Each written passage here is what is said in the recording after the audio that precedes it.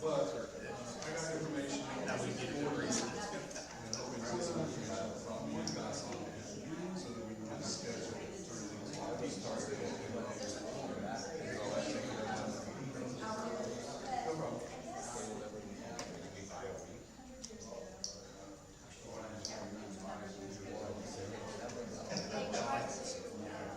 That's okay. Good conditions, all kinds of things.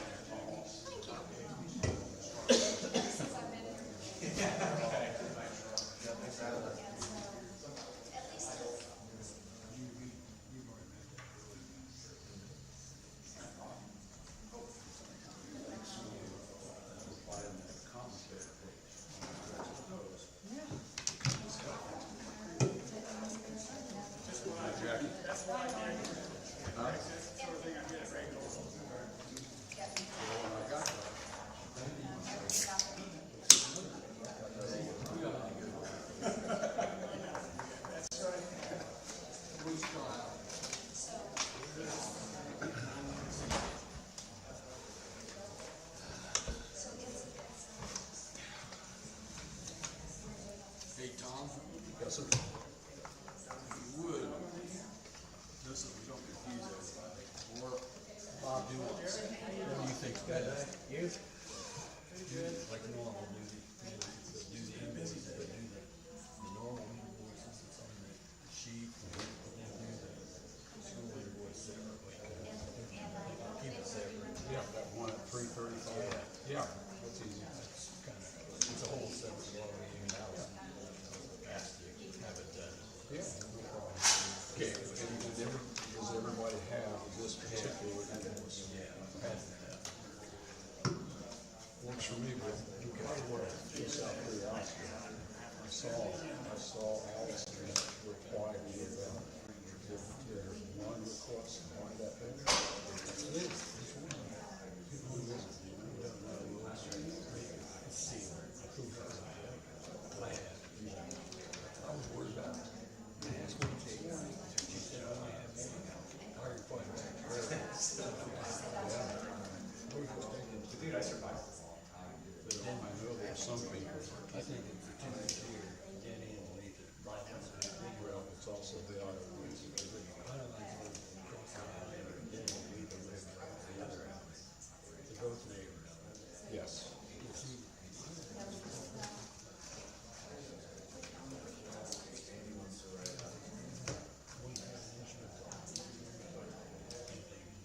Well, you know who I've been talking about, the novel last night, I do know, Spanish, Escobar, Spanish. All right. Is Kyle coming? I assume he is. I didn't hear anything about not coming.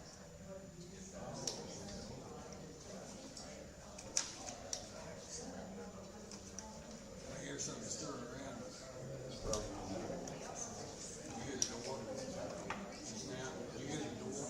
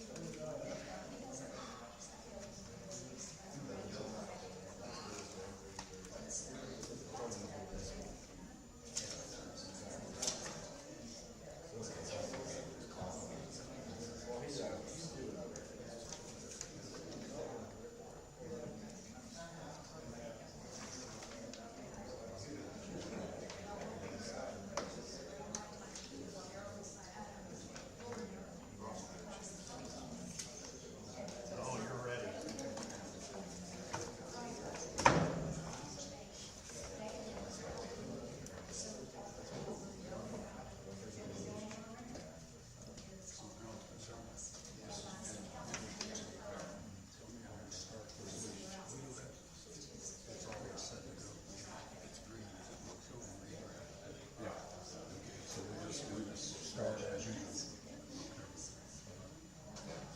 Might need to use one of these microphones. Yeah.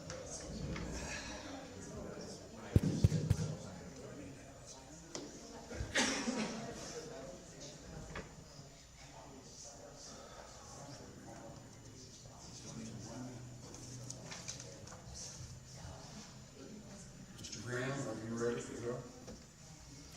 I am, sir. Mr. Savage? Yes. Good afternoon. It is now 5:30 on August 20th. I will call today's meeting of the Elwood Redevelopment Commission to order. I'll start with Mr. Savage. Identify yourself, please. Bob Savage. Kim Rogan. Jackie Lane. Gary Dennehy. Tom Austin. Mr. Savage, Mr. Bill Savage, we have a quorum. Sounds good. We have two sets of minutes to approve. We have the amended set of minutes from May 21st. I trust you've had a chance to look at them. And we also have the minutes from the July 16th meeting. If you've had a chance to look at them, do you have any questions about the minutes that you'd like to pose?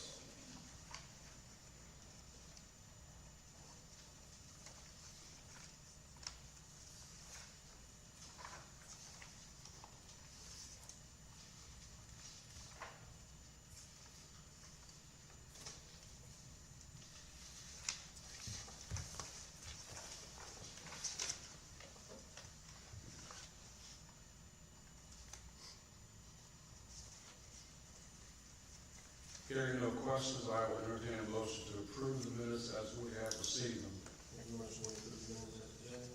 Mr. Noon, Judge Noon has made the motion. Is there a second? Second. Ms. Lane has made the second. All in favor say aye.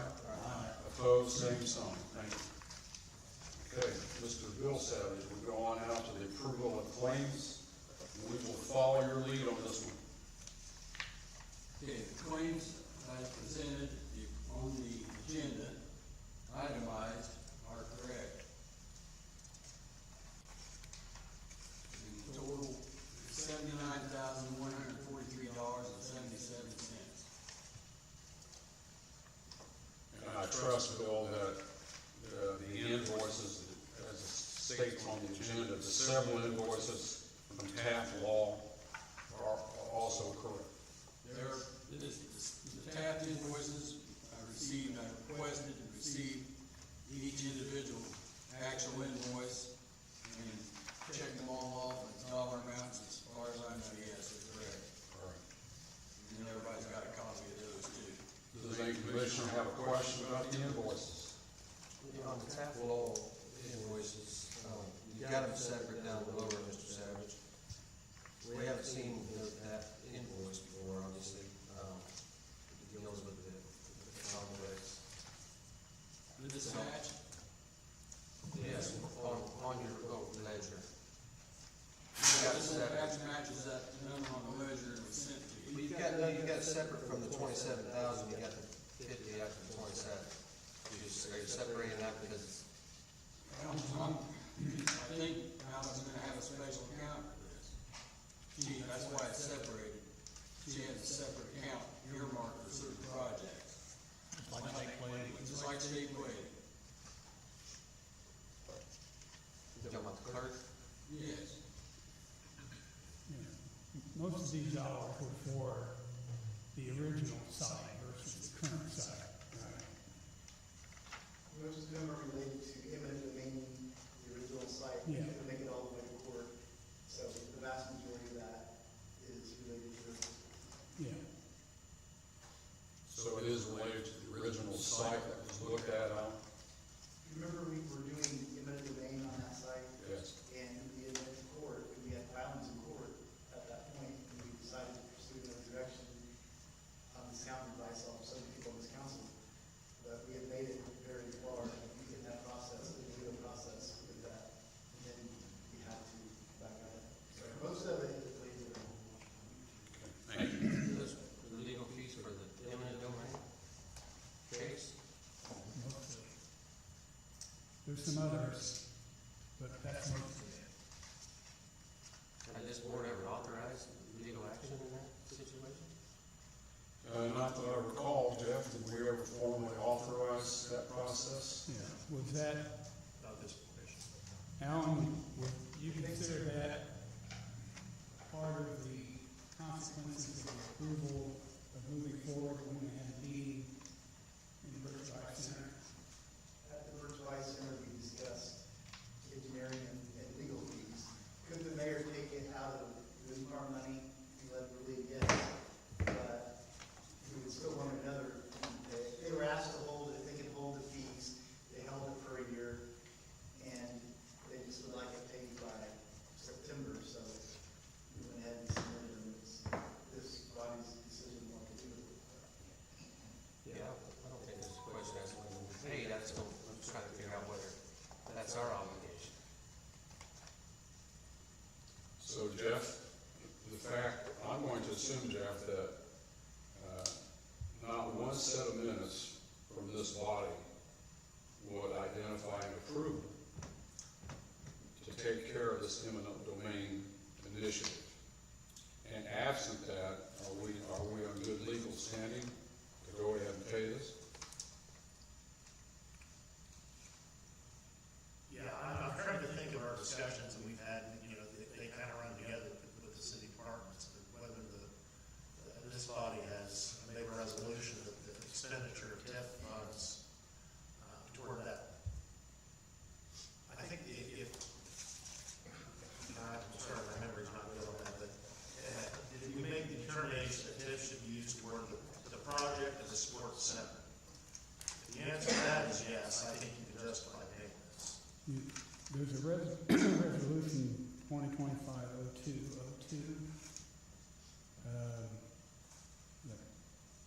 that applied to this. I haven't reviewed a copy of it, but based upon the minutes that was approved in February. So assuming we have that resolution, then we're on solid footing. Well, we don't know what it said. Well, we surely have a copy. We can come back to that particular claim, as I look through my stuff for a copy of that resolution. So are the commissioners okay if we pay the subtotal amount of $27,908.47? Do that now, and we'll get back to $50,035.30.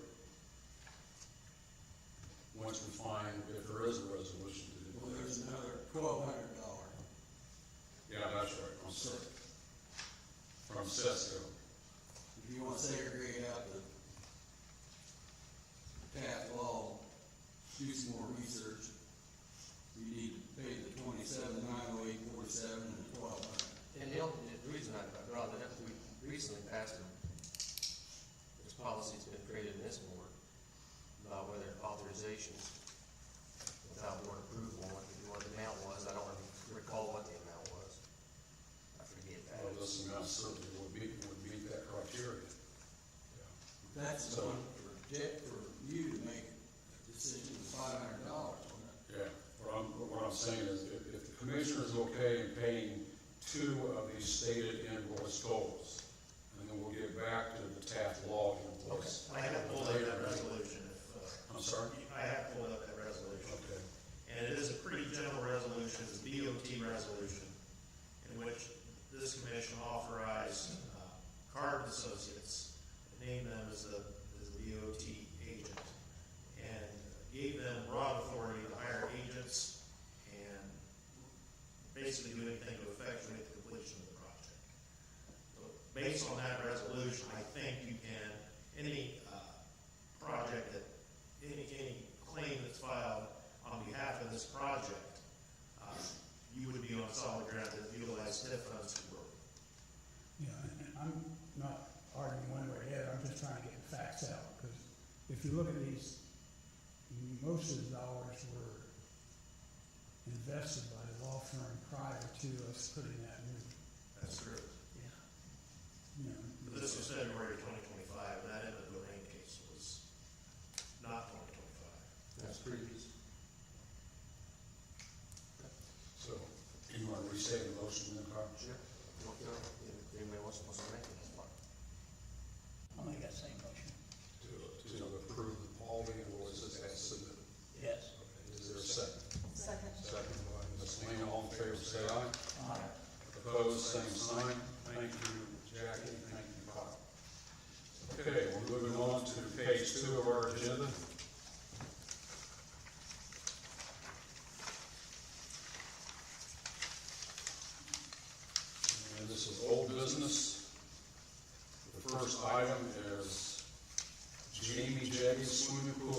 access door and a proposed invoice regarding that. Is anybody here from Jamie Jetty Swimming Pool Access Door? Oh, there you are, Jamie. You want to step up front, Jamie, so we can have a conversation about this?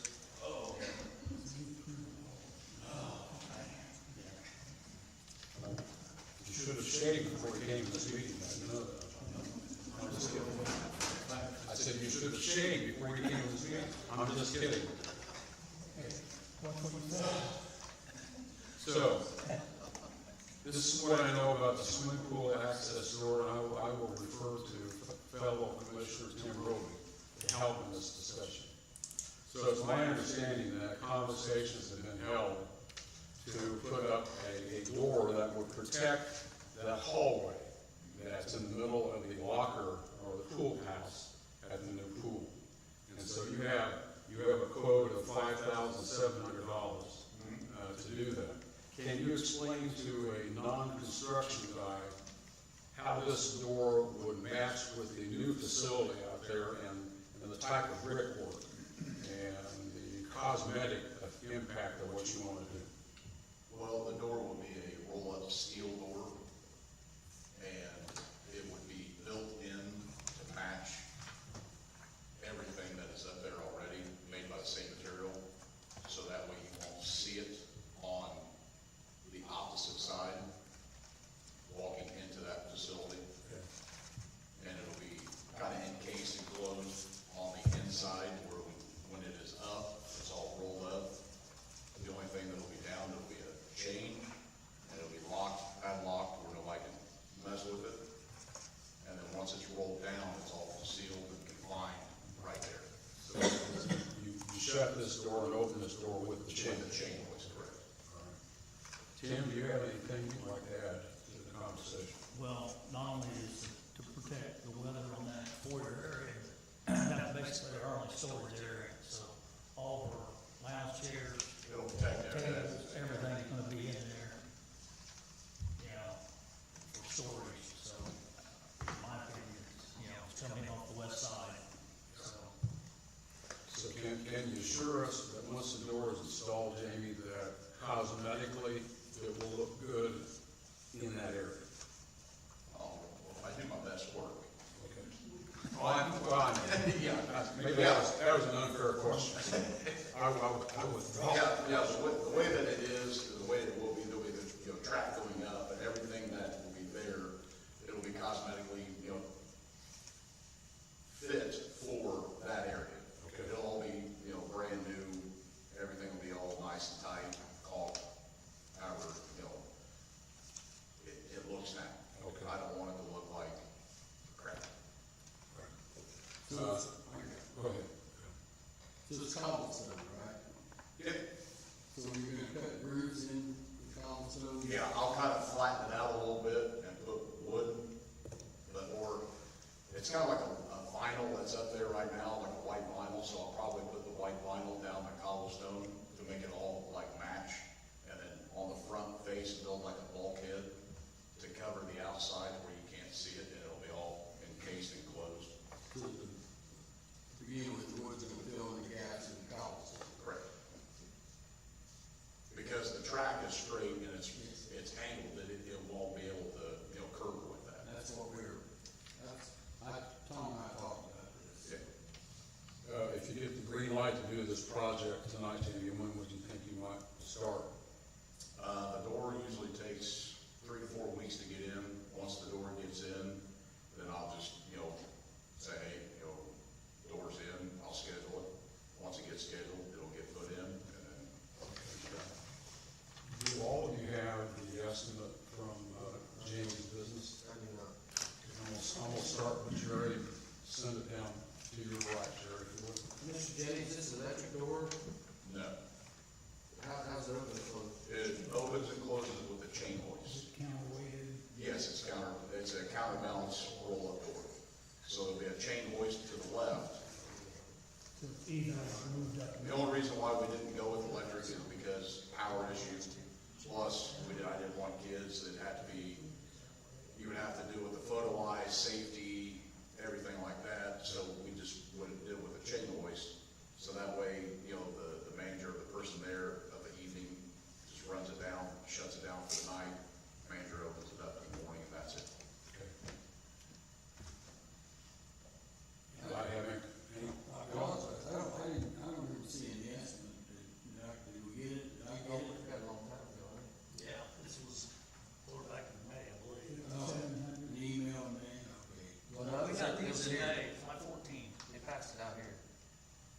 table. Oh, we've already passed it out once? Okay, Yes. sorry. Tim, would you mind, whoever has my copy, would you mind sending it back to me? Thank you. So we're at a point, Jamie, where I need a motion from a member of the commission to authorize accepting the estimate in the amount of $5,700. We know what you intend to do, and it sounds certainly the right thing to do. Is there a motion to that effect? A motion by Tim and a second by Kyle. All in favor, say aye. Aye. Opposed, same sign. Jamie, thanks for your interest. The other thing is, you are a local business, and that makes a difference. Appreciate that. Thank you. He's local. Sorry. He is local? I don't know if he is or not, I think. Thank you, Mr. Thanks, Jamie, I appreciate it. For the time. Thank you. Thank you. Okay, so I'm going to identify the next item, which is the Elwood Sports Complex and the proposed project scoping agreement. We have two gentlemen here with us this evening from Card Associates. So we have all received the proposed agreement. Would you mind answering questions we might have? I mean, this is a lengthy document, so I guess the one question I want to ask before we get started, what is your intention from us, what is your expectation from us this evening on this agreement? Alan? Yeah, please, Alan. So to back up a little bit, how we got here, if you remember, previously we looked at another location after doing a feasibility study. Some people on the committee at the time thought, there might be a better location. To his credit, there's a news person I remember bringing that up. And I remember telling him I didn't think the other location would be an option.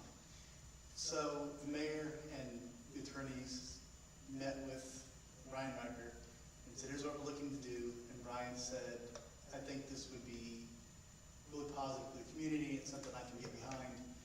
My land could potentially be available. So we, at that point, were doing the BOT, which you guys voted on. Jeff talked about the agreement. We selected Card, who was by far the most qualified of our applicants. And so Brian wanted to see what it would look like, some idea what it would look like on his property.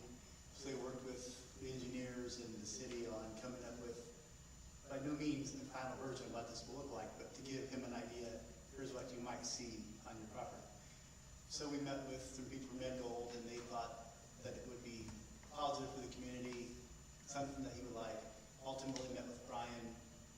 He did like it. He said he was comfortable moving forward. So at that point, we began to draft a purchase option and purchase agreement. Partner Taft is drafting it. We do not have a finished version today. Red Gold gave some changes today they want to see implemented. As I said in the email, though, financially, we have $500,000 of wind farm money that's dedicated for that purpose. We'll be $125,000 short. We think it's important that we get an option secured on the land, so that's locked up. And then in terms of the next phase of what we're doing here, Billy's going to come up and talk about what we're doing, what we're asking for, and that will be not to build a big complex, but so we know what we're getting into or not getting into, and there isn't mistakes made or challenges that we face on some other projects. So an important part of this too, ultimately down the road, will be an owner's rep who would be out there representing this committee if we get to that phase, making sure that mistakes aren't made and making sure our interests are watched out. So that'll be part of it. But Billy, I know, is going to go more in depth about what the agreement is, the next phase, and where we're at. So, Thank you, Alan. Good evening, for the record, Billy Buckford, President of Card & Associates. So as Alan kind of mentioned, we had responded to the BOT late last year, early part of 25, looking to help develop this facility within Elwood. So just some quick context on Card & Associates. Card & Associates by trade is a real estate developer that focuses on quality of place, quality of life master developments. So what that means for us is we've quickly learned that sports and sports facilities are an anchor development for us to then be able to go partners to build meaningful developments around those facilities. Whether it's additional commercial opportunities, whether it's additional residential opportunities, or a slew of other developmental uses, we quickly learned that these facilities do drive meaningful impact into a community. So in the past, and I don't know, Alan, if they've seen that, I'm happy to share, there was a feasibility and economic impact study done for this project, of course, in a different location, which I've heard everybody talk about this evening. That showed that this facility, in its size and stature at 4 courts to start with a potential phasing solution, would drive an additional $8.5 million of economic impact into the Elwood community. So what that means for us and how we achieve that is Cardin Associates is a turnkey solution to this development. Not only do we serve as master developer, but we also have a very deep operating arm that operates all of the athletic facilities that we build as well. So through our own programming, what we call organic programming that we create and use, to partnering with the community team and programs that are already here to be able to use the facility, to also bring in additional tourism, regional activation opportunities from tournaments, etc. That's Cardin Associates. We've built about $150 million of youth sports facilities and just a little over $500 million of total mixed-use development at this point that we have directly controlled. For this project and for the scoping agreement that you see in front of you today, the one thing that we have always said from the beginning is intentionality with these facilities matter. I don't know if anybody knows what I mean when I say fields of dreams, the old movie of the baseball field, right? Sometimes with youth sports, the adage is if you build it, they will come. It's completely the opposite. The intentionality required in building a youth sports facility to be able to promote the success and the economic impact that we come to you as a community and say we want to help deliver takes intense intentionality. And so what this scoping period allows us to do is kind of two things. On the real estate development side, it allows us to work with some partners that we had answered the RFP process with for the BOT to scope, design, and kind of understand the overall cost to make this commitment. So we understand that there's significant financial commitment. The early estimations of the field house would be in the $8 to $9 million range for the 4-court facility. So we want to do with our community partners is identify what is this going to cost and do you want to move forward. So through the scoping period, that will allow us to get through about 5 different phases, from a project site plan phase, a programming phase, a schematic design phase, the actual starting to draw this facility, the design development phase, and the construction document phase. Once we get to that CD set, a total period of about 180 days, we plan to be back before this body and others to say, if we were to move forward with this project, here's how much it would cost the city. When I say cost the city, the other component to this is the operating side. So during that programming phase as well, we as the operator will sit down with both our own programming, outside tournament operators, the community organizations that are already here, and start to pencil the economics of the facility. So as we've always said, if we do these developments correctly, the facilities pay for themselves, whether it's from additional tip generation, whether it's from incremental tax values like innkeepers or food and beverage, whether it's from the operational revenues that are associated to the project. Our goal is to make sure that when we come back to you, we have a fiscally responsible plan of support and an operation of perpetuity for the asset. So you asked a question, what do we anticipate today? Any questions that you want to ask? Our goal and hope is that if you do approve this, when I say we, the working group, which is comprised of Cardin Associates, Aegis as the civil engineer, Garmong as the general contractor, and KRM Architecture as the architect, will begin the site plan and phasing for the 25 acres that Alan has mentioned the city is working to get under contract. Simultaneous to that, we have began very preliminarily conversations with the Red Bull team on that remaining 30 acres. We'll be back before this board throughout that programming phase process to give you updates as we go to then hopefully help you understand how the sports facility can be that additional economic impact and that adage to the surrounding development, while then working to partner with Red Bull to understand how we can activate their 27 and 38 frontage with meaningful development. So again, our goal and hope is if you are comfortable approving the scoping agreement, we'll move forward with that working group and start the 180-day process of the scoping period. So it's my understanding in reading this document that each step has what I would call an off-ramp. Yes. In terms of if there's something that happens on the side of either party, there's an off-ramp. And we move on, and then you move on. I assume that you agree with that statement? I do, yes, sir, because the one thing that I failed to mention is the other side of this is we understand the scoping period is a significant financial investment. So these dollars that we're asking for would be dollars already associated to the project process. So the goal and the hope of this project process is whatever revenue replenish the coffers of the design costs that have already been expended. If we decide to not move forward and we do pursue one of those off-ramps, then we would just part ways from there. But if we part ways at the $500,000, correct? Yes, it doesn't return. It would, correct, it would not, it's non-refundable, so to speak. I wouldn't say necessarily be the full 500 or the 442 exactly, because of course this is billed as progress goes, as opposed to a flat fee of 442. So it'd be subjected to monthly billing, so if at any point the city says we're $100,000 and we've decided we don't want to move forward with this, the off-ramp would be for what was billed at the time and not the total value.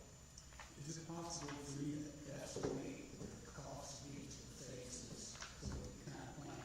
In other words, we wouldn't want to kind of get into the first one and find out that was 300,000 or 75% total. Yeah, I would say within the 442,000, each of those, the project site plan and kind of the programming will carry, let me take a step back, different weight for different scope items. So with the civil engineer, you're gonna have a heavier front weight for the civil, for the altos, the topos, the overall kind of studying of the land. So I'd say their scope is heavier there. The architect, they're gonna be kind of split evenly across the process because their schematic design and construction are there. Garmong, the contractor, is more backloaded because they're going to take the documents and then take that out to bid accordingly. And then Cardin Associates is the master developer. This is split pretty much evenly across the process. So that's the way, I guess the punchline of all of this is I would say right now comfortably it's probably, I don't know, I'm going to say numbers off the top of my head here, 30 to 35% within the first 50 days. I'd say within the next 50 to 60 days, you're probably at another 30 to 35%. Let's just say 35 and 35. And the back half, the back 50 to 60 days, 30%.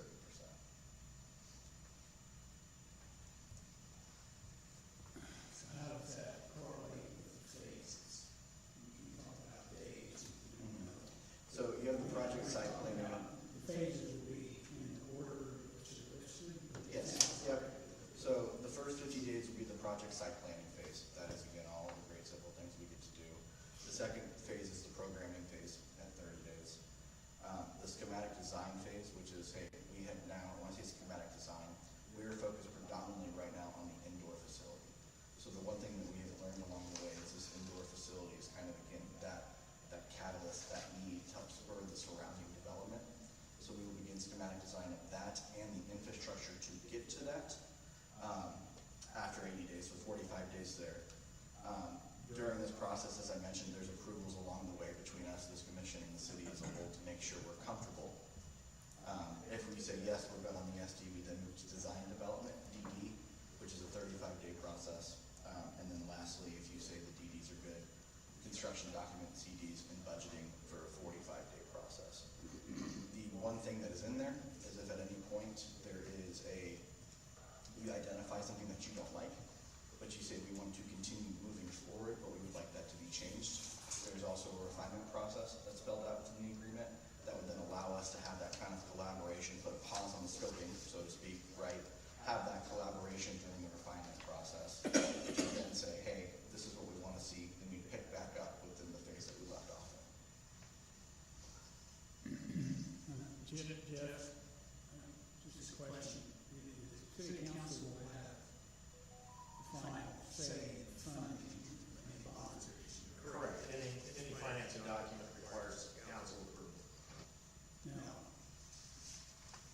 can we have executive session not to negotiate it's almost like each one of these sections is a new negotiation. It's not negotiation of the agreement, it's a negotiation of the project. If I were setting this up myself, I would want to have a meeting of the ERC and representatives from the city at each phase. This is ultimately the acquisition of real estate, so I believe that would fit under the executive session rules. Yeah, because we wouldn't want to spend that money, find out that the council, maybe we find out early, but the council is not in favor of it. And then they can't start going to make that decision if they don't know anything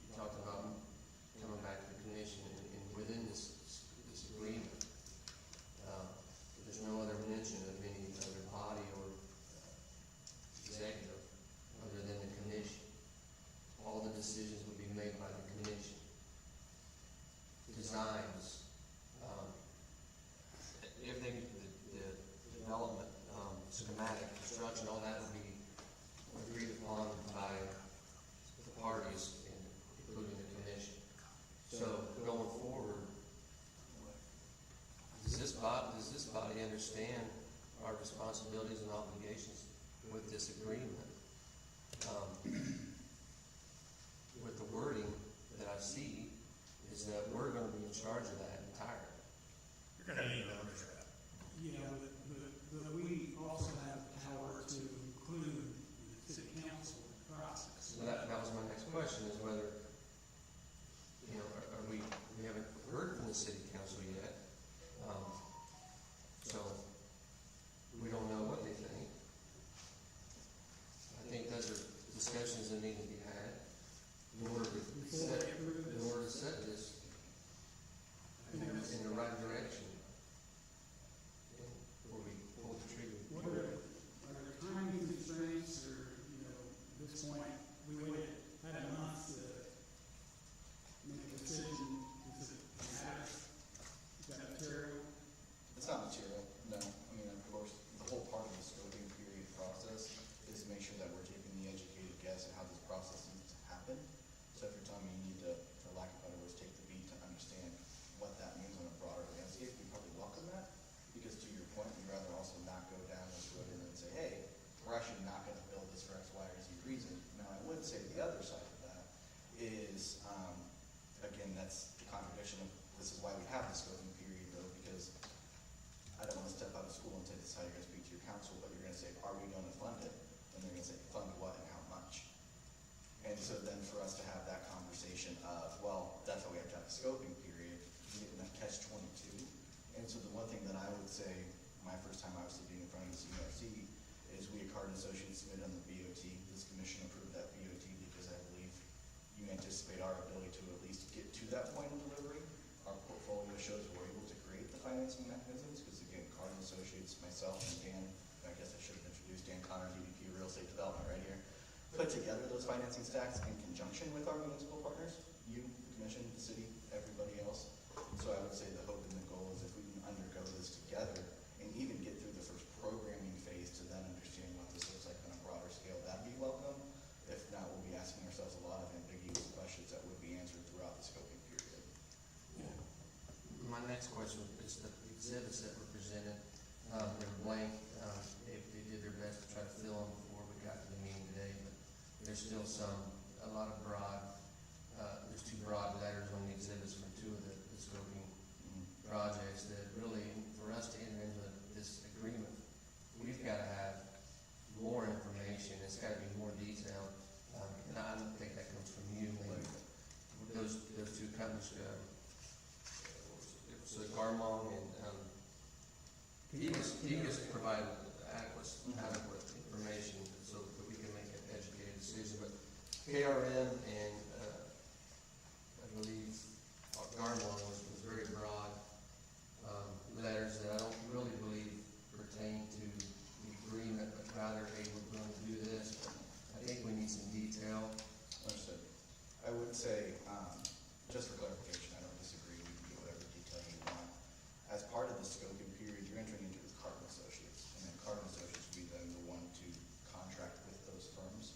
There's firms that we've worked with in the past. KRM has designed 60% of our portfolio at this point, so that could just be a product of, we know what we're doing together, right? We're gonna go do this thing, so I can ask you to expand on kind of Sure. a quick. Well, we just came from a project that we just did BOT for the first time, and we were all learning the process. And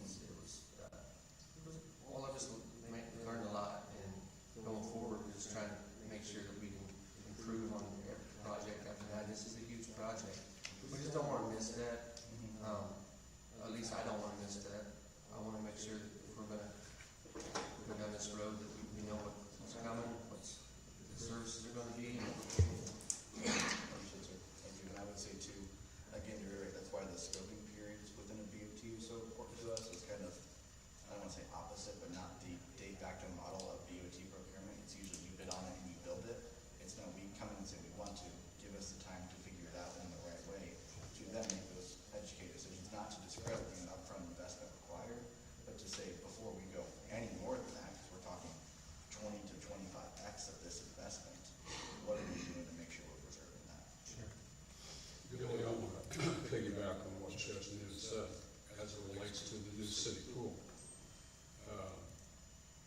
statement made that the city pool is not an Elwood project, it's an ERC project. So I'll never vote for this unless we make a commitment that this is an Elwood project. And we have a clear communicator, someone in charge who represents us on site every step along the way. So we don't stumble and fall like we did with the pool project. That's all I'm gonna say on the pool project. You know how I feel. And I think Kim and Kyle would agree with that, perhaps others. So, it's important for me to have, that we have an owner's rep who knows exactly what we want and can guide us through the process without any slips and falls. Billy, Mike Howard has several blanks on timelines, but those have been negotiated and worked out yet. Yeah, those were circulated, I noticed that as well today, the copy provided is not the one we had shared with Taft. Okay. So the dates that I just mentioned, I'm happy to go over again if you'd like, or the dates that we had put in our revised copy back to Taft. I don't know if you guys have those new dates or not. Today you sent out a copy again. Today I had shared the exhibits that were provided previously as well. And with one of the, when the Aegis exhibit, it also had scoping agreement, and it would still have plans. Right, and again, that might have been part of Aegis's overview. There is a scoping agreement. Aegis was at the bottom. If you look at the yellow highlights, so to speak, right, within each of those phases, that's where that refinement was those dates. So you refined, you have dates? I do, yeah, again, the programming and the 180 days we just walked through were the ones that we had spoken through. So to summarize, a 180-day process broken up into 5 key categories. How many of these field houses have you built? We've built 5 assets in total, 4 within central Indiana, Westfield, Paces Athletic Center, Noblesville Fieldhouse, Century Fieldhouse, Pendleton Community Sports and Wellness, Lebanon, the Farmers Bank Fieldhouse, and then Mishawaka Fieldhouse as well. Is there any possibility of getting a proof of profit and loss statement? Absolutely, and I would say too. I would like to see one of those from, Yeah, of course, and I would say too, sort of with this as well, the other part of the scoping period is, again, we ran the economic impact, we've done the initial market due diligence. We feel strongly that Elwood, and with the forecourt facility, will do well because it complements our Noblesville facility, our Westfield facility. Again, I said we're an operator by trade, right? We have an IYBL league that has 600 teams, 10,000 athletes, a lot from this region. There's complements there. I say all that to say we can provide previous historicals for you, but then also this scoping period will allow us to provide the financials we believe to be the pro forma for this investment as well. Because we're not just gonna come to you and say, hey, this is going to cost $8.5 million, let's build it. We're gonna come back to you and say, it's gonna cost $8.5 million. Here's how much this facility can support financially. Here's the TIF we think we can get out of the partnership with the Red Bull team. Here's these other components. So the upfront prerequisite absolutely, and I would just say the whole goal of this scoping period as well, beyond the budgeting and designing, is to make sure that the financial model from the business standpoint works. is there any other city, town around us that's getting ready to do this? Do you know of? Not that I know of, no. We, of course, like I said, have the facilities that we have, the closest one being Noblesville. There's some communities that are considering outdoor facilities, but it's linked to the indoor facility that we're sitting here talking about. Nothing within a market drive time of significance, and what that would mean for us is 45 minutes to an hour. I've been in probably most of your facilities. I've got a couple of little great grandkids playing ball. They're very nice, and they're always crowded. And they always charge. So those are all good things.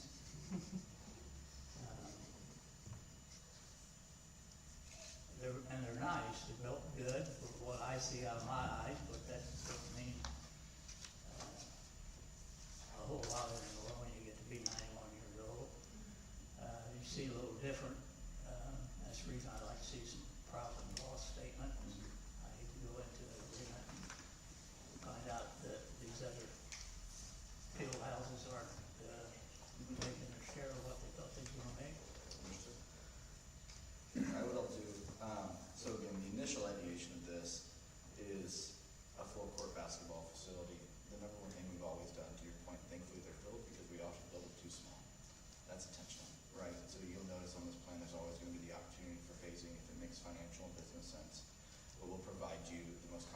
facility is Pacer Athletic Center as a predominantly hard court facility, not a multi-sport facility, right?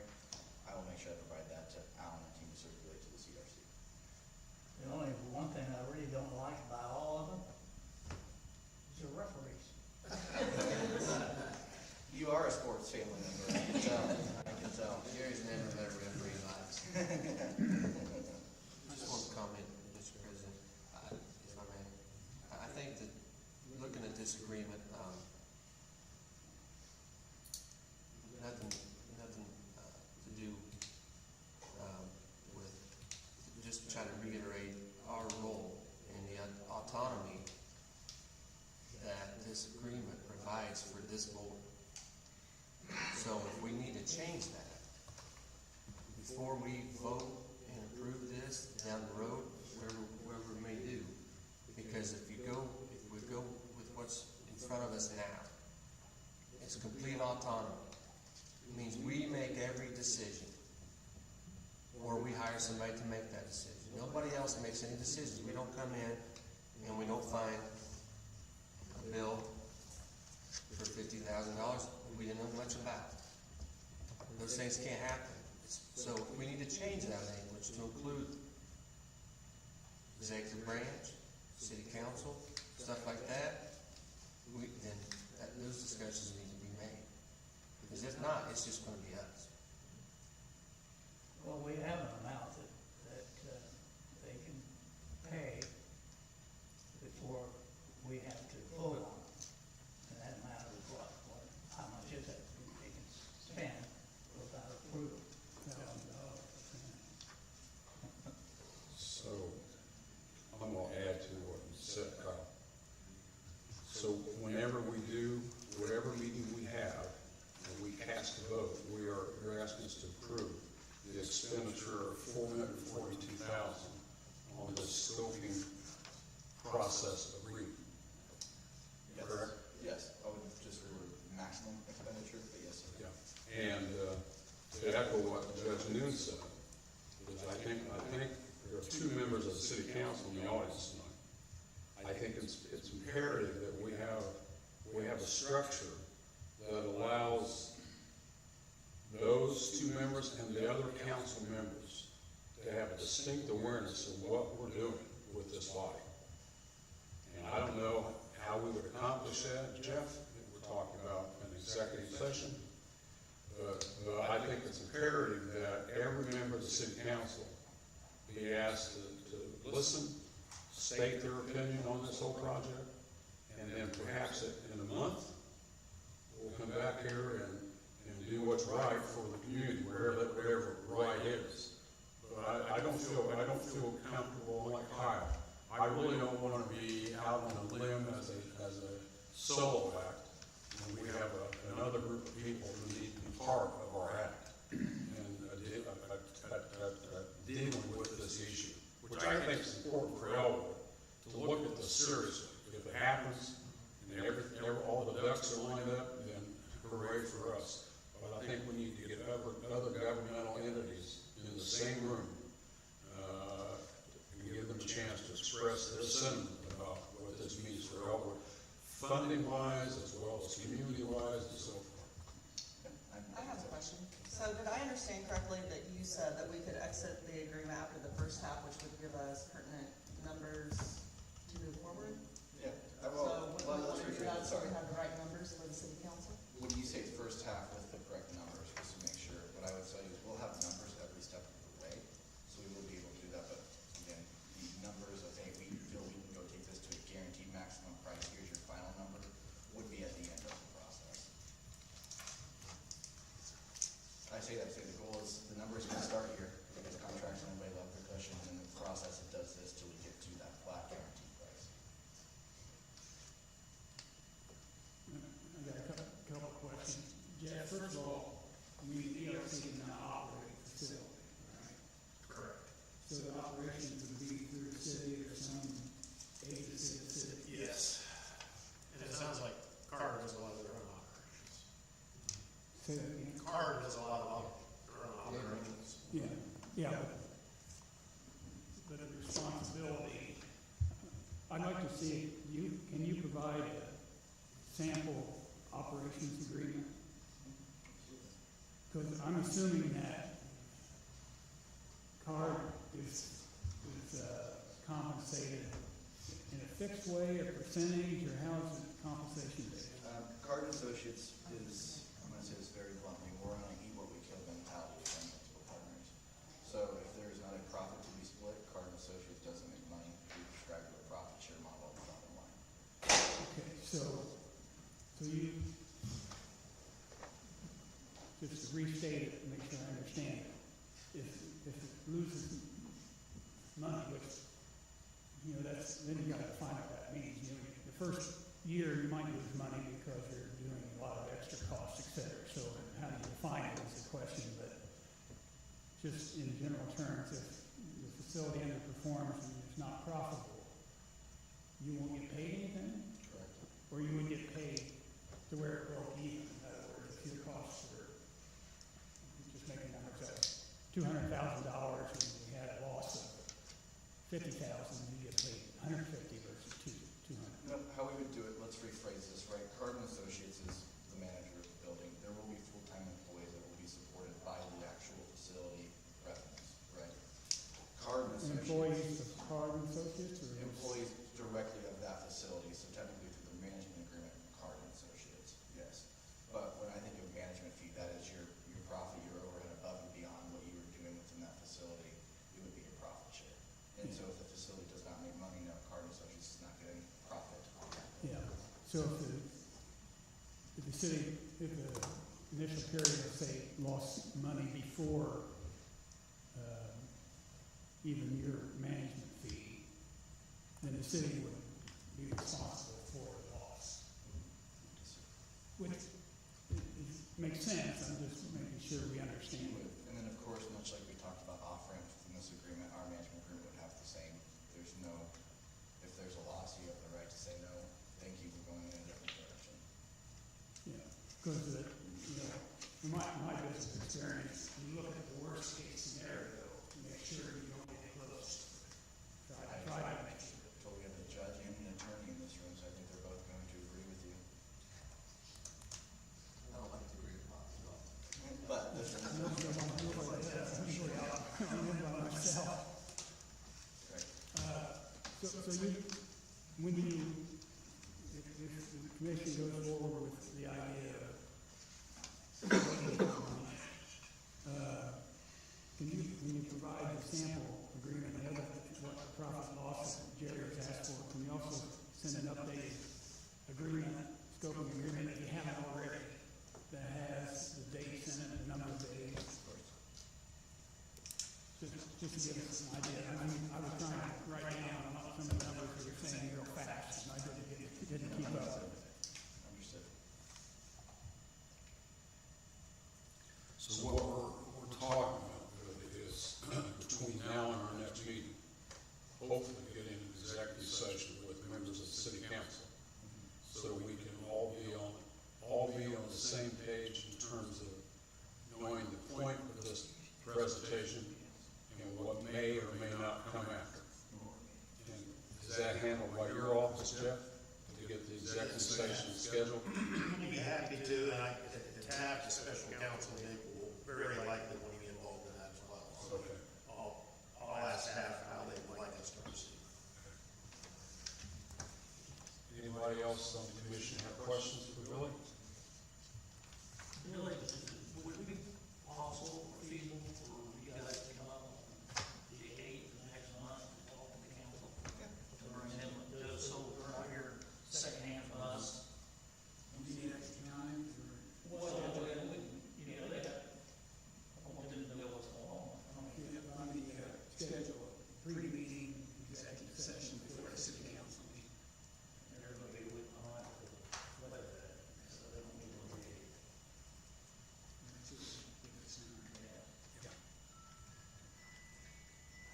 Sounds good, thank you, Tim. That will work for you, Billy, right? Absolutely. Thank you. Thank you all so much. Alan, any closing comments? Just, so, we're working on an agreement with the land. You want us to make it a final agreement, take this back to this body? Or what do we want to do with the, in terms of getting an option written option secured with the $1 million that Red Gold currently owns. So what you're asking Right is, now, we've got 500,000 wind farm money, Yeah. maybe that costs. We would need another 125,000. Attorneys are going back and forth, so you want us to come back for that, or do you want to authorize you to sign that pending approval by council, or what do we want to do with that? so what's your pleasure, gentlemen and lady, on that question from Alan in terms of the 125,000 on top of the 500,000? Let me Bob? ask a couple questions. Has the council committed to 500,000? We've been, I can go back in time to a meeting when school went over there thinking there was some money being committed at that meeting, and it blew up in the meeting and it all changed. I mean, blew up in a reasonable way. Is it an absolute commitment? I don't know if I'd use that verbiage, but it came from the county for that exact purpose, so there isn't another thing to take its pending. You could maybe do it pending, however you want to word it. Yeah, I mean, I suppose the whole thing would be contingent upon that. It was Funding. given for the purpose of the sports complex and for this purpose, so they couldn't like spend it on something else. I guess you could give it back to the county, which I don't think we're gonna do. It's earmarked, right? It's gotta be for the sports complex, we could not spend it on something else, or I guess we could give it back, but.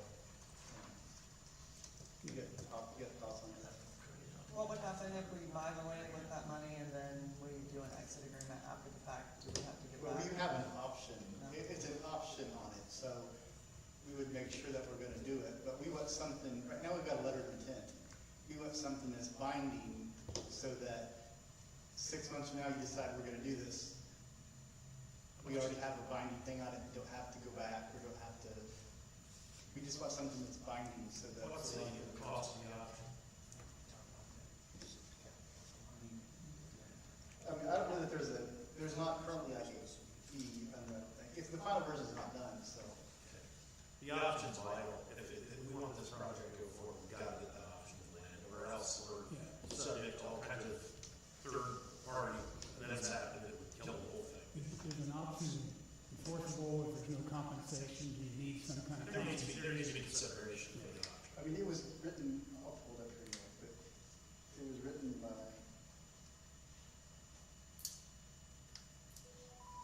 Could they approve it pending like you signing off on it or something like that, or how does that, we've done it in the past time? There would have to be, this commission cannot delegate to me the amount. They have The option should be effective within 30 days as consideration of the option. The buyer shall make a one-time option payment of $10,000. In the event the buyer fails to make the option payment and does not cure such facilities within 30 days, so it's like $10,000 would be the, and the purchase price is $25,000. So explain to the non-lawyer what I just heard Alan say. Well,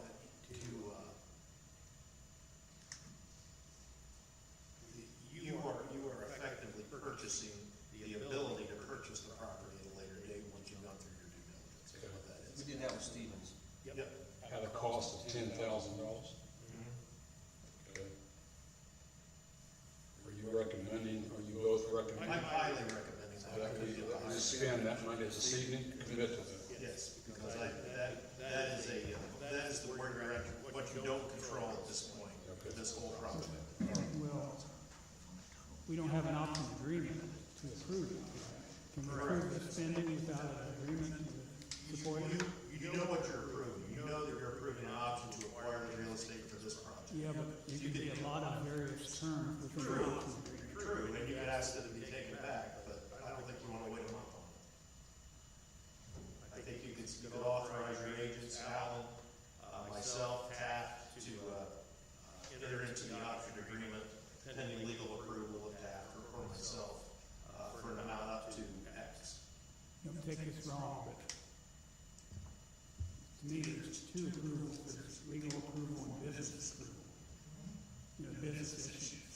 So they're two different things. So your position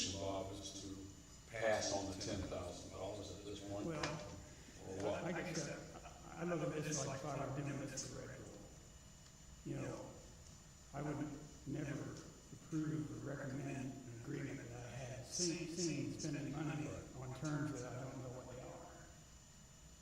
Now, if somebody said you're gonna lose your land, the land's not going nowhere, and I think we have an agreement in principle, We have a letter of intent. you know, which is probably enough to get it all together at one time, especially when you said you just got some proposed changes in the option agreement.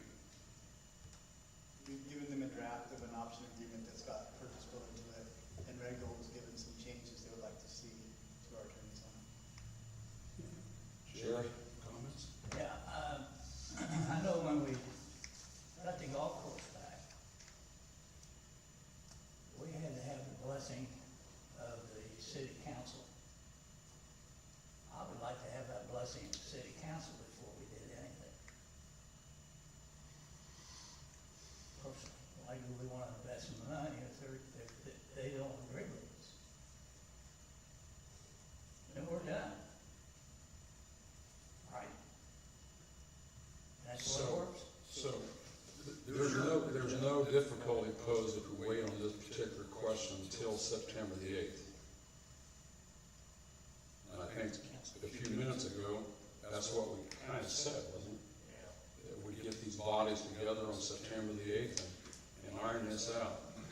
Perhaps at that point, we pay $10,000 if we have a document that makes sense. Our public meeting is September 8th. Pardon me, Dave? The council's public meeting is September 8th. Okay. So I don't know that we would have an executive session before we have a public session that night. Well, that's, who was, That's up to the council. I guess that's up to the council to set an executive session, working with city attorney, Mr. Graham, We'll coordinate with all and parties. then, coordinate with the ERC and see how we can do this. I would like to have it done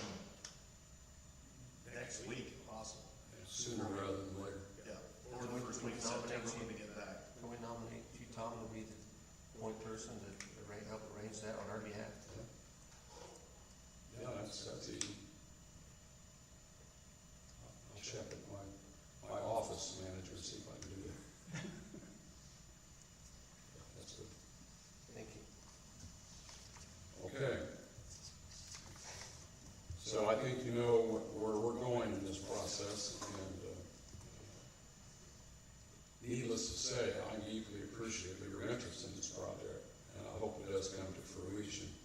I hope I live long enough to see it, so thank you for coming this evening. Appreciate it. You want us to table? Make a motion? Yeah, let's vote, do that. I'll make a motion that we table, the project scoping agreement presented, as well as the recommendation by Mr. Moore, our consultant, for the option on the property. We table that for further meeting. Is there a second to Kyle's motion? Second by Mr. Donahue. All in favor, say aye. Opposed, same sign. Thank you very much. Gentlemen, thank you. Safe travels going home, and we'll see you soon. You did a great job presenting it. Yeah. Thank you. Thank you. Thank you very much.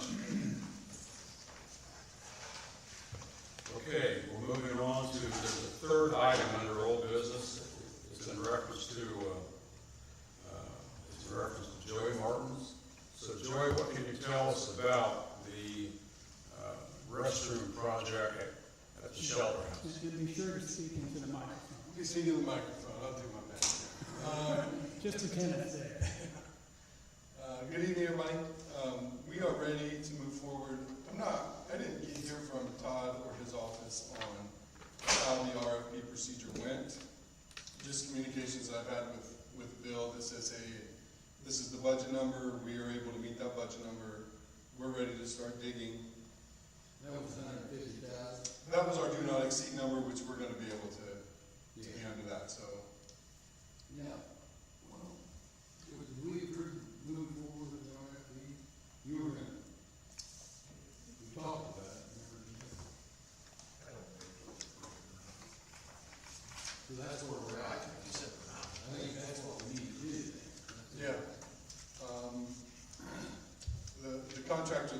you had scope of work already prepared with RFP? Well, that's what I was telling you before the meeting. Derek Lachine, who's president of Renovation Collective out of Noblesville, is gonna be the contractor that I would recommend. He's really good at building, he's not so good at the paperwork. So what he sent me today, I was not gonna present to this board in its incompleteness. So I've got him sharpening his pencil, line iteming everything that needs to be done, so that you know exactly what we're building. Timeline-wise, he has asked for a timeline from the board, and I told him that, in my opinion, if it was up to you guys, we'd be digging today. But realistically, we need to be done before Thanksgiving, because I know Clay has big plans for the park after that. So we need to be in and out as soon as approvals are given for us to start digging. Another question that has come up is the public utilities. Speaking with Lisa, it's been a couple of weeks now, but she thought that maybe the city utility department would help us with some locating, maybe some digging, uncovering the sewer and water out there, which would save that expense in the construction process. There is a manhole right there, so we know there's a sewer right there. But just some general locating, the city may have a better idea before we just, call 811 and put a bunch of flags all over the park that Clay's not going to see out there. So I think Lisa was going to help me work on that. The next problem that we've run into is the brick.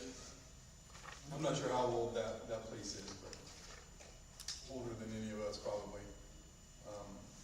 We're relatively certain that we're not going to be able to match the brick. If we can match the size, we can't match the color. And when we match the color, we couldn't match the size. So we're going to look at some design options to present. One of them being right across the creek at the new pool complex, there was the use of some split face CMU block. We can get that in a relatively same color as the shelter house. It would complement kind of new project across the park. It would look good. It would probably save us a little bit of money, because the CMU we would just build the structure out of and then not have to go back and put brick on it. So trying to save a little bit of cost there as well. And Derek has mentioned that he would like for me to kind of stay on board with him to kind of help, since I work from my Elwood office a couple days a week, that I would be around to keep an eye on things when he couldn't be here. But I'll entertain any questions that you guys might have at this point. I think we're just waiting for all the approvals to go through. I just have one, Joey, I think it's in reference to the revised May minutes. There was a reference made to lean-to. What is the status of the lean-to? The lean-to, Todd just called me back, the last gentleman we're talking. So once we get this project moving, I'm gonna get with Todd Nichols, and we're gonna meet with Clay out there. We've got an appointment set up to get some prices and get some things on that. Okay. Less of a lean-to and more of just an extension of that pole barn. I don't think the lean-to would really serve the purpose that Clay needs. So we just need to either lengthen the pole building or do a little T addition off of it to give him the space that he needs. But Todd and I are ready to move forward and get you guys some numbers for that. I kind of want to get the restroom project going and get that off my plate. Can you get the designs, on what you just referenced as far as the, similar to what the pool has? Can you submit those to us? Yeah, sure. Get some renderings and. Thank you, Joey, appreciate it. So we'll look forward to, I'm sorry. So if we need to be completed by Thanksgiving, That's the date that I've set. You guys can set the date that you see. well, I'm trying to work back. What instructions, approval on being ready to start? I think we have the approval. We just gotta go through the legal process now. So I think as soon as Jeff or Todd's office or somebody says, start digging, we'll get going. But when does that need to be? In order to hit, I would say mid to late September, we ought to have all the utilities located, and we've started acquiring materials and construction materials and things like that, get the truss package ordered. I would say that would kind of be a drop dead in mid-September-ish. Joey, I'm not trying to be dense, but what naturally is? But what approvals are you needing? Did we go through the RFP process? Were there other bidders?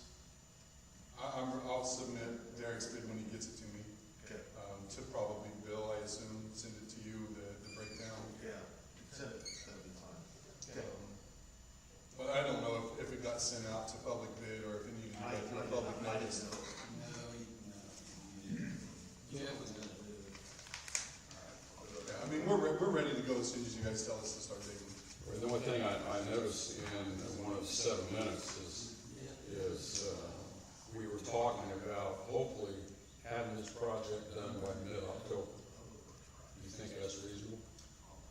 If the approvals come through, I think Derek's ready to go. I know that I could get, local excavator and probably get us moving out there pretty quickly. What's the notice period? It was 30 days, but I turned the plans in at least that long ago. I think you guys approved payment on my invoice a month ago, so it's been at least that long.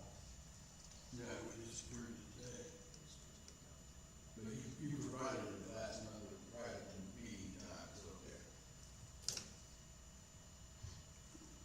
I'm ready when you guys are.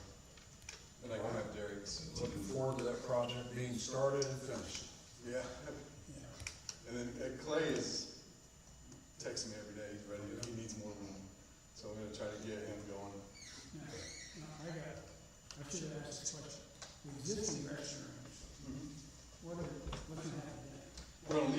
We're gonna leave those open during construction. Well, we're gonna leave those open during construction, and then the existing restrooms will become new ADA compliant restrooms. Right now, they're big enough to be ADA compliant, but they're not exactly compliant.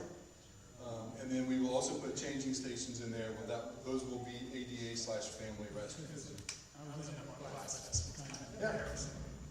Yeah, they need some work, but we need to leave them open during the construction phase.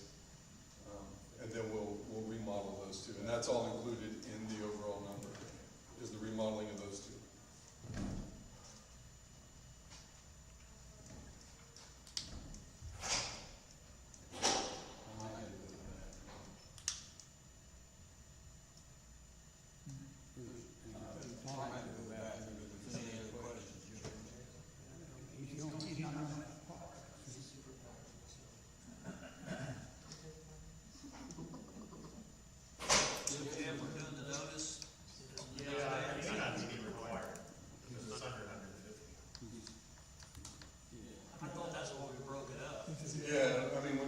Talked and said, that do not exceed number, I think kind of triggered the end of the RFP process, but.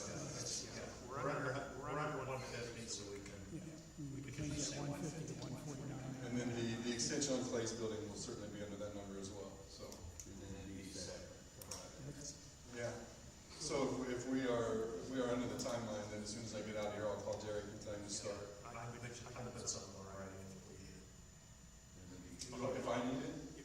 I don't need anything unless you can email it to me or have Bill send it to me or, but I'll get Derek and his crew going and I'll get with Lisa and see how much the city can help us out with some utility locations, things like that. Because we don't want to cut off the 2 existing restrooms, so we need to make sure that we find everything to leave that water on while we're moving some other water around. Can I ask a question since Mr. Robinson's on here? Is there any reason why the doors to the restrooms can be put on the outside, like facing the amphitheater on that side? The only reason I ask is we've had a wedding out there and we have the banner ceremony, the banner dedication ceremony. And so you've got people up there with the speaker and everything, and people from the park and the locals going in, your toilets flushing, all this stuff. Was there a reason why access couldn't be? Clay wanted to be able to secure them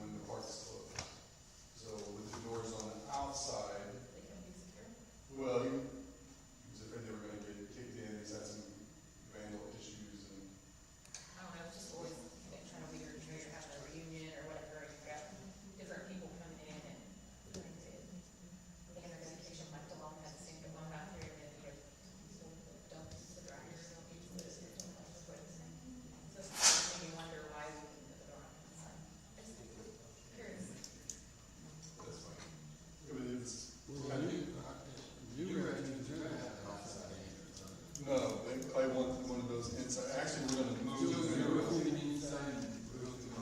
Yeah, we're gonna move the mural that's closing in that existing opening, we're gonna move it over and put the two new doors there in the center. Since there's already an opening there, we're gonna utilize that. Yeah, they covered it up. And I assumed at one point that they had blocked it up, but it's just wood framing in there, so we're gonna be, it makes more sense economically to just use that existing opening. But we haven't started building yet, so when I meet with Clay, we can look at putting doors on the outside.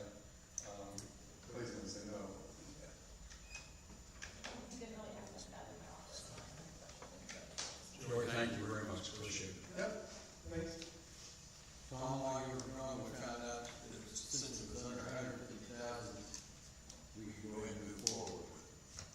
Oh, okay. Do we need a motion? Well, let's do it. We need a motion, I see. Sure, absolutely. Okay. Anyone like to make a motion? Is that fair?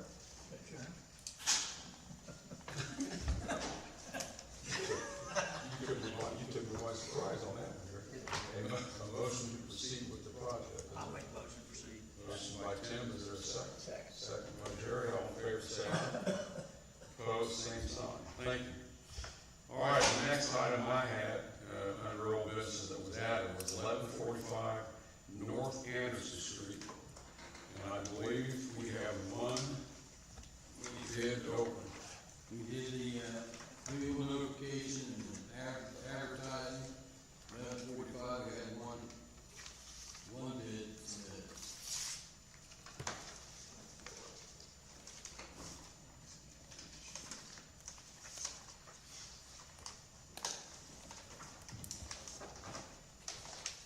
From Dennis E. Robinson and Lisa J. Robinson. We would like to make an offer of $84,200 for the property located at 1145 North Anderson Street, Elwood, Indiana. That's, Is that 84,000 that was submitted? the actual, that's more. No, it's not full. The full offer value was $85,020. So it's close to the full value, but it's just under. So what was the average of the two appraisals on that? $85,020. And what was the bid amount again? $84,200. So Jeff, may I ask you a question? The offering sheet that was prepared, there's a statement that says preference shall be given to bidders using this property for business. Time limits to be determined by the Elwood Redevelopment Commission. So am I allowed to ask the Robinsons since they're here? You are, and the fact that the bid is not the amount that was offering, at this point, the commission can wheel a deal and do what they want. Okay. So Dennis and Letha, what are your plans for that building if you acquire it? May I ask? Make a garage out of it. Put a garage door on it. Be a garage. Okay. How close to North Anderson Street? What do you mean, how close? I mean, how close? Never mind. The buildings, No, I withdraw that. I withdraw that question because we have an existing facility. Or you plan on picking that up and moving? no. Okay, I just wanted, sorry, it's been a long day. The garage will be on the east wall, right, facing you guys. Yeah. Yeah, so, there's no other bidders. Some discussion in the past of other bid interest in it, but they didn't express it. Yeah, but Ridley showed it to several people. I thought we had 3 bids. But we have, now even because it wasn't full price, we have to wait 30 days, basically, next meeting, before we can make a final decision. Now, what was, But that's the only bid put in, right? That's the bid, but a road bidder can't come in and overbid at this point? Yeah, they can. They can? Yes, because the way you shut off those bidders is by bidding the amount. If you don't bid that, at this point, you can put your business cap on and do So the Robinson wanted to increase, lock it in, if you increase the bid tonight by $820. Yeah, she didn't. Too late. Too late. It had to be in that document. It's $20,000 off. Under state law, that's what it says. So Dennis, would your garage doors face your home? Okay. No, just face north.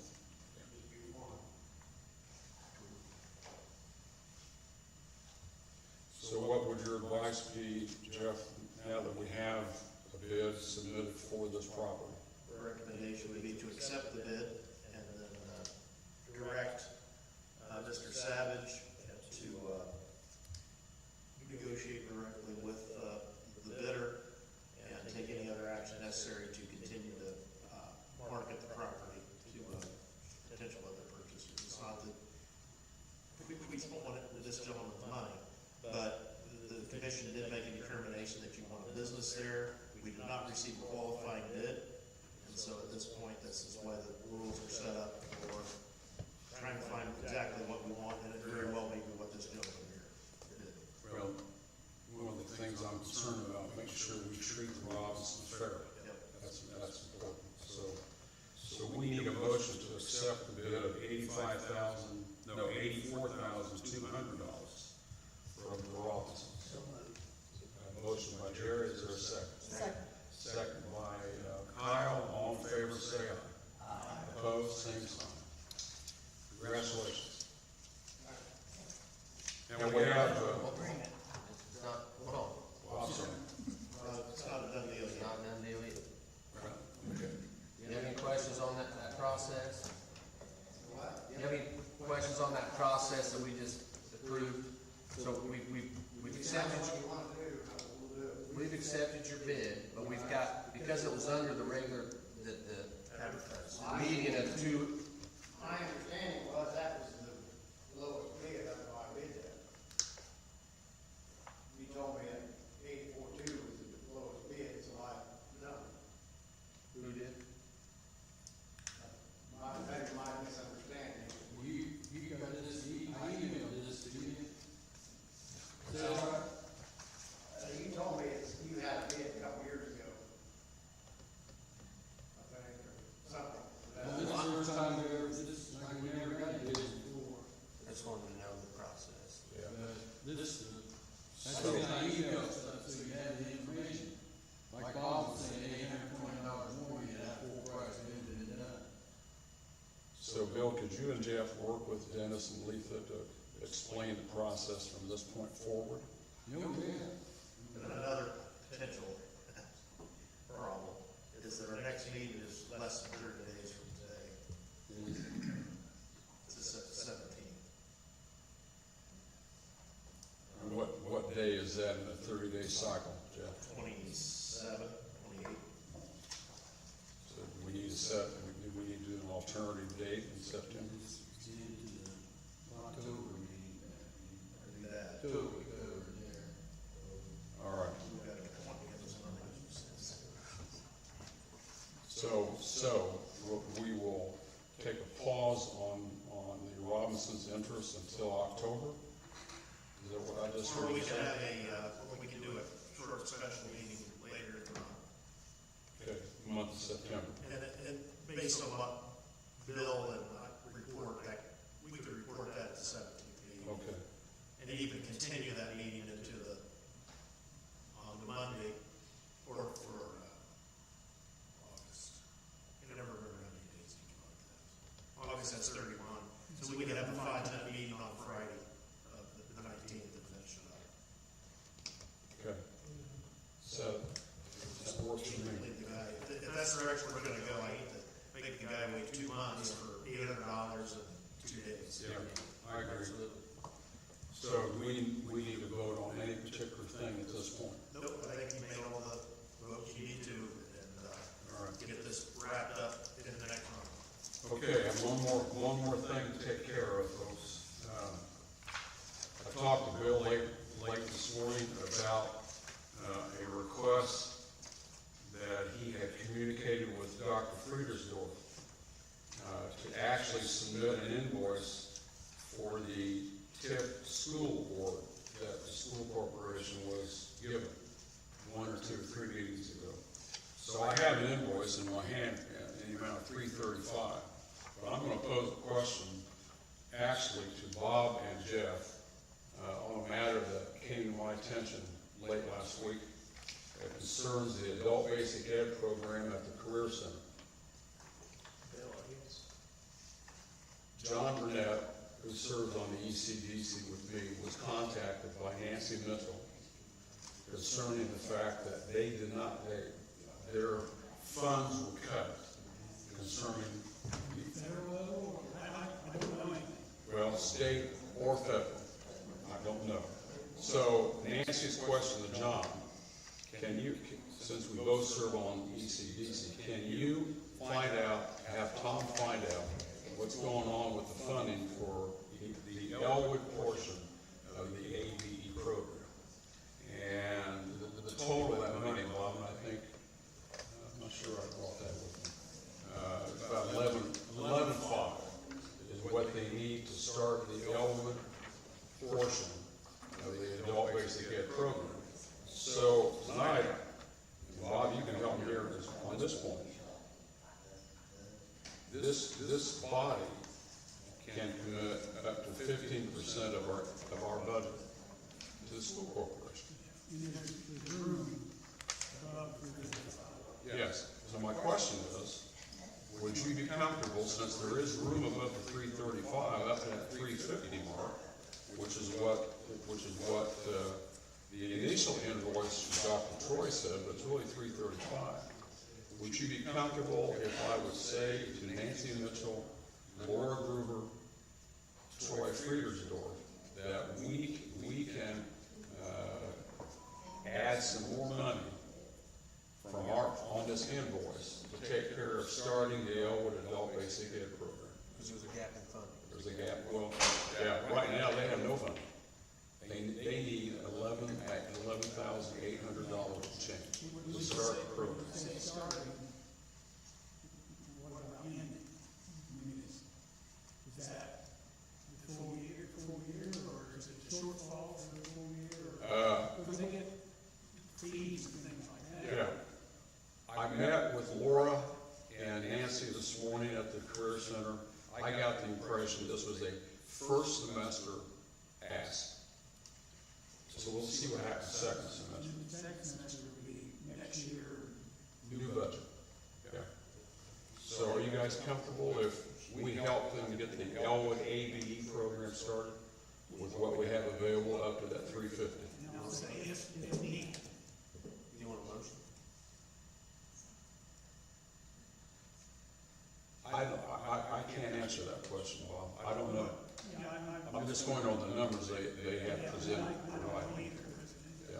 But, I mean, the fundings are being cut haphazardly. We Yes. don't know what's happening until it happens. Yeah, you're right. Yes, Kyle, I would like to have a motion on this particular point, if you're comfortable doing it this evening. I'm comfortable making it, see if we get a second. I'd make a motion that we meet the, request from Dr. Petersdorf as far as the Elwood Community School Corporation in regards to the adult reading promotion program, digital literacy and reading software, which would take us up to, looks like the amount's going to be $335,000. You're asking that we Go beyond that. Go beyond that, By about 350. by about 12,000. by about 12,000. So the money's there. What he needs to do, he has to go back and revise this, how he needs to have this paid. This is the document. Yeah. He needs a revised version. So I guess, I would suggest they do a separate one. So that you don't. We all get this one and you just do the second. Yeah. That's good, that's what I would want. yeah, absolutely. Should pass a resolution to the states. Yeah. That is a Yes, project you wish to. that's not. That gets, and Troy, if there's something we don't know, Troy will be able to tell us. Because right now, this has been approved, Yep. and it totaled $335,000. Now I want to pay it. Did it take, 2 minutes, completed one?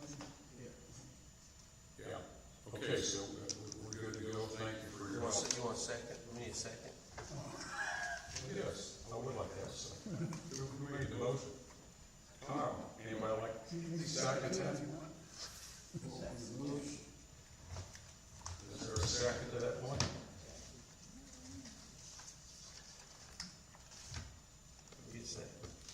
I'll second. Thanks, Jerry. All in favor, say aye. Opposed, same sign. All right, our next meeting is, What was the motion? huh? What was the motion? To approve the invoice. To prove the change in the amounts. Motion to approve It's a the resolution. existing invoice. Yes.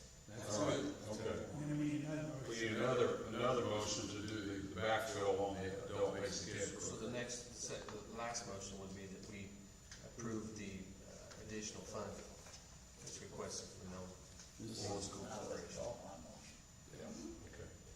All right, so we have an additional motion on the second issue from Kyle. Is there a second to that? Yes. Second by Jerry. Thank you very much. All in favor, say aye. Opposed, same sign. Thank you. So Jeff, next meeting, 17. September 17th. Okay, thank you. Appreciate the time. Any comments from the audience members? What'd you say, Dennis? What'd you say? I want to talk to Bill when he gets 3 times. Okay. I thought you were being disruptive, causing trouble in the audience. Thanks, guys. Hey, Kyle, good to see you. Take care.